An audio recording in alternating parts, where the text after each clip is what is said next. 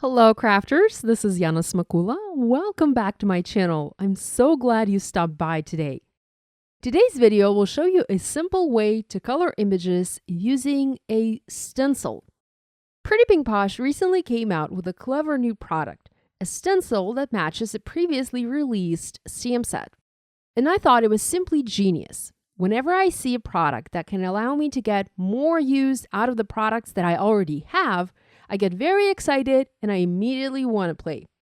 So this new stencil, this is a floral stencil, a peony stencil, coordinates with the previously released floral stamp set. And get this, even the previously released floral coordinating die.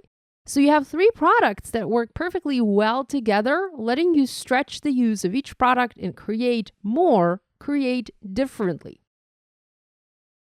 Here's a look at this flower. It's so simple, yet it looks very interesting due to the white offset line in the coloring of the flower. That was achieved using a stencil to ink blend the color of the flower, then using an outline to stamp the black outline, and finally using a die to cut that flower out. Of course, it doesn't look as spectacularly as when you meticulously color a flower using a coloring medium, but this also doesn't take nearly as much time. Also, not everyone is good at coloring. After years of practice, I still struggle, and I know many of you feel intimidated by coloring. So this method, this technique, I find it to be a great alternative, and I hope Pretty Pink Posh will come out with more stencils like this in the future. I know they have lots of gorgeous floral stamps that I adore, and having a coordinating stencil will no doubt be a game changer. Now, I do have another video coming out soon on the Pretty Pink Posh channel showing a different way to use the coordinating stencil for a no-line colored look. Stay tuned for that video, you're going to love it. Now let's go to the beginning. I'll explain this technique in detail. The first step is to ink blend the image using the stencil. I prefer to ink blend first and stamp the black outline afterward, as this gives me a very true black color. If I stamp the outline first and do my ink blending over the black stamped line, I might dull the blackness of that black. So I suggest you ink blend first and stamp the outline afterward. Here, I use my regular white cardstock. This is Nina Solar White, 80 pound. I'm not a big ink blender. I don't have all of the fancy papers for the ink blending or the fancy ink or any of the fancy brushes, although I did recently get these colorful blender brushes and I do enjoy using them. I picked some of my favorite ink colors from Simon Says Stamp. The type of inks I'm using are dye inks or hybrid inks. As I said, I don't have the fancy ink blending stuff as I hardly ever ink blend. The ink blended results I have here are more than satisfactory for me. I know the colors that I'm using as I've been using them for years for stamping, so I'm very comfortable using these particular inks.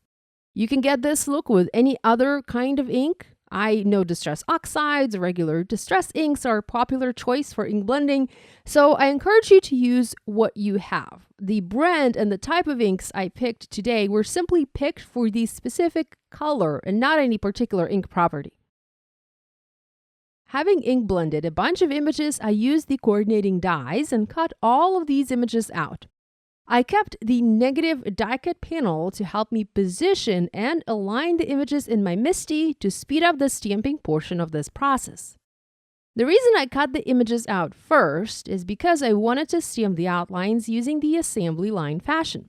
Here, I position the negative panel, this is my guide, my template, as to where to place the positive die cut. I next placed one of the die cuts inside the guide, added the coordinating stamp on top, aligned it, and know this, I aligned it just once. I don't have to align it every single time I do my stamping. This method allows me to save time.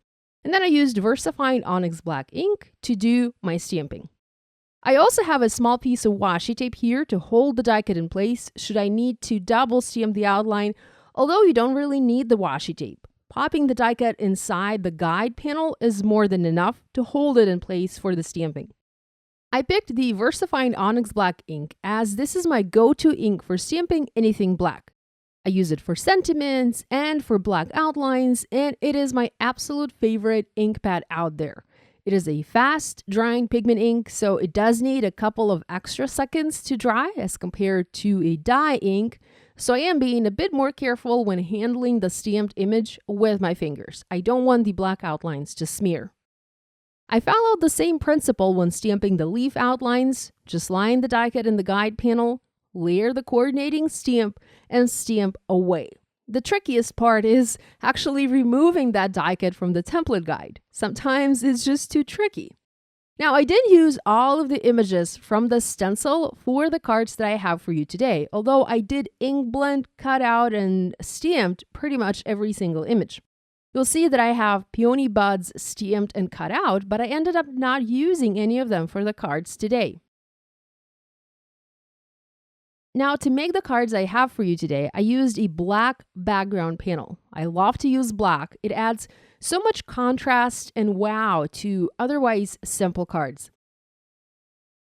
Next, I created a floral arrangement, making a floral pattern on the background. You can see me playing with the images, deciding where I want to add the flowers, how many flowers I want, and where I want to position the leaves. When building floral patterns like this, I typically like to start somewhat in the center, but not exactly in the dead center of the panel. I want things a bit offset to either left or right, making the pattern appear more dynamic, as if it was cropped from a bigger sheet, as opposed to being made right there on that particular background. I like to cluster my flowers and have groups of 2 or 3 or more, depending on the floral size. Now, these florals are rather big, so you don't really need many to cover the entire background of an A2 card. And speaking of card sizes, you can make any card size you like using this technique. Smaller, bigger, whatever you want. I am used to making A2 cards, so that's what I typically go for.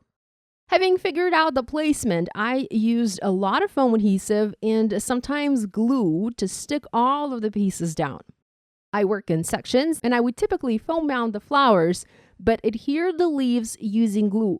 I do like to shape the leaves using my fingers so that they appear at least somewhat dimensional.